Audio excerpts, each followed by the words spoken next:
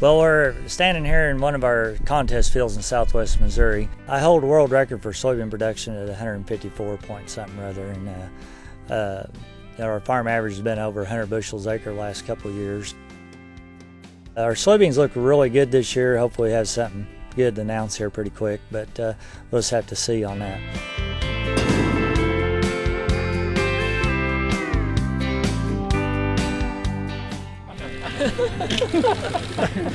Okay. Who's here? Anybody been to the Olympics before? You're right here at the Soybean Olympics. Well, right. Congratulations. Thank you.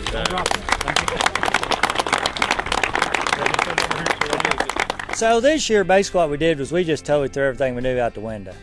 And we started from scratch, basically got stuck in a rut. And the only way I've ever been able to learn anything on my farm was by my failures, never by my achievements.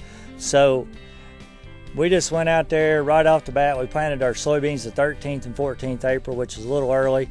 And then we come back in there with like a cobra or blazer and hit them with a full rate at about the 2.5 trifolia stage. Soybeans only about this tall, and absolutely just smoked them to the ground.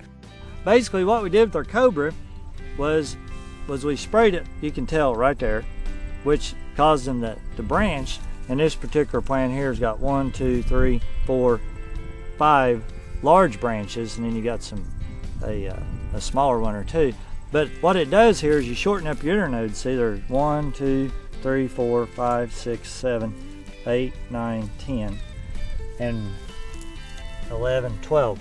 And you can tell right where the cobra or blazer, either one you want to use, wears off, and you go back from 1 inch, you go to these 3 and 4 inch. But this particular plant's pretty good shape.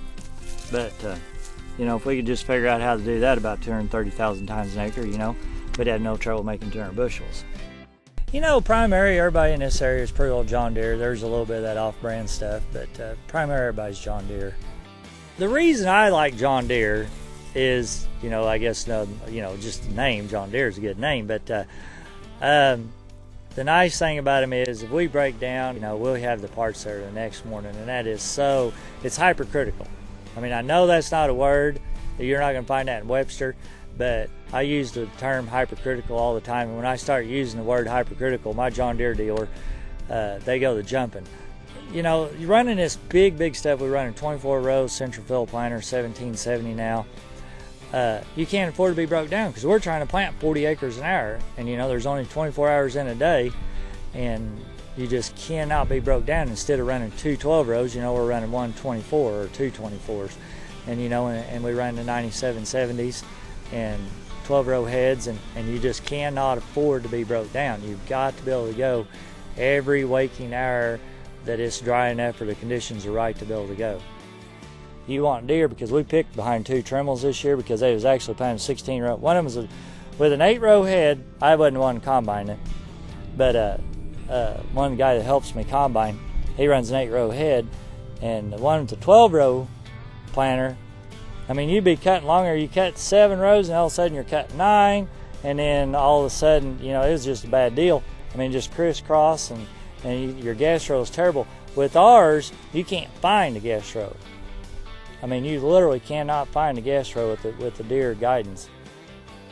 We're Green Star too, and we got all the push button screens, and it takes me a little longer to learn it than it does Andy that's 30 years old that works for me. Matter of fact, I have to holler at him and say, hey, I need to get to such and such page, and why is it doing this? And he just goes bam, bam, bam, and he's got me there. But the agriculture's changing.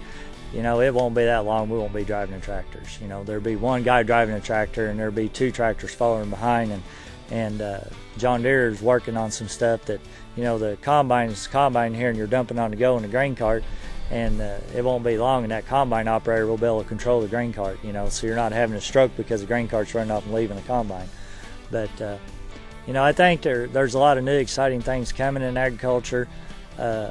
They'll be blowing past my yields way before I'm dead and gone, but that's fine, because whoever breaks, I'm going to go talk to them and see what they did and see what I can learn from them to try to increase my yields.